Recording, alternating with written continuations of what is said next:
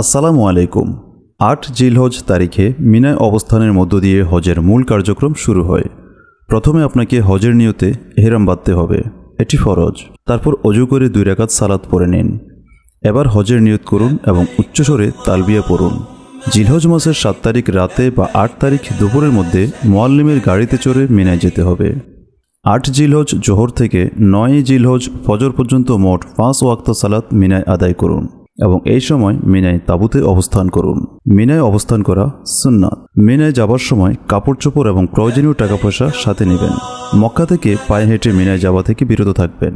মিনায় অবস্থান জানার জন্য আপনার তাঁবুর এলাকা নাম্বার, নিকটস্থ খুঁটির নাম্বার এবং রাস্তার নম্বর জেনে রাখতে হবে। 9 জিলহজ মিনা থেকে আরাফা যেতে হবে।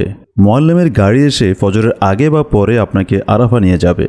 9 জিলহজ দুপুরে সূর্য মাথার উপর থেকে হেলে পড়ার পর থেকে সূর্যাস্ত পর্যন্ত আরাফাতে অবস্থান করুন, এটা ফরজ। মসজিদে নামিরা যদি আপনার তাঁবুর কাছাকাছি থাকে বা যাওয়ার সুযোগ পান, তাহলে মসজিদে নামিরায় গিয়ে হজের খুতবা শুনতে পারেন এবং জোহর আসর সালাত আদায় করতে পারেন।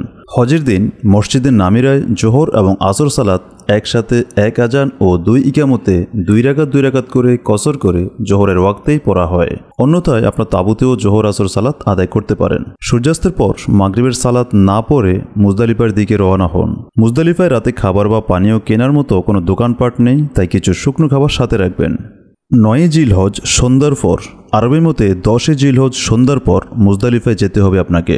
মুজদালিফায় অবস্থান করা ওয়াজিব। মুজদালিফায় পৌঁছে ঈশার সময়ে মাগরিব ও ঈশা 1 আজান এবং 2 ইকামতে আদায় করুন।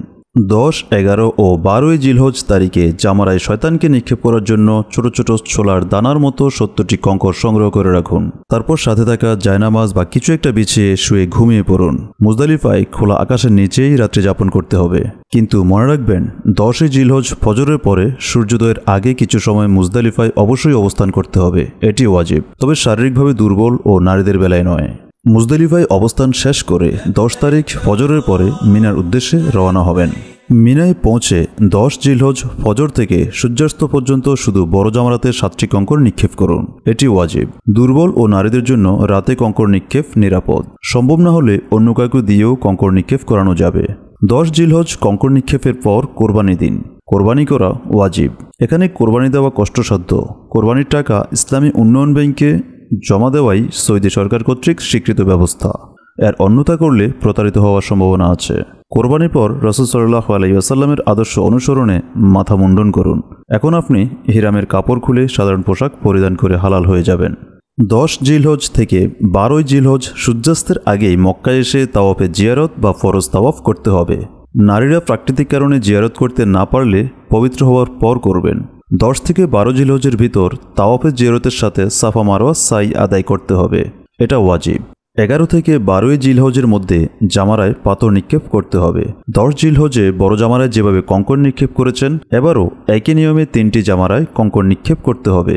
11 ও 12 জিলহজে প্রতিদিন 3 জামারায় কঙ্কর নিক্ষেপ করা ওয়াজিব। 11 থেকে 12 জিলহজ দুপুর থেকে কঙ্কর নিক্ষেপের সময় শুরু। কঙ্কর নিক্ষেপ করতে হবে প্রথমে ছোট জামারায়, তারপর মধ্যম জামারায় এবং বড় জামারায় শেষ করুন।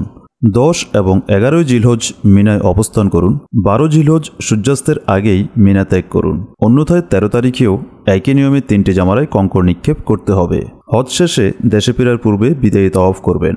নারীরা প্রাকৃতিক কারণে বিদায়ী তাওয়াফ করতে না পারলে কোনো ক্ষতি নেই।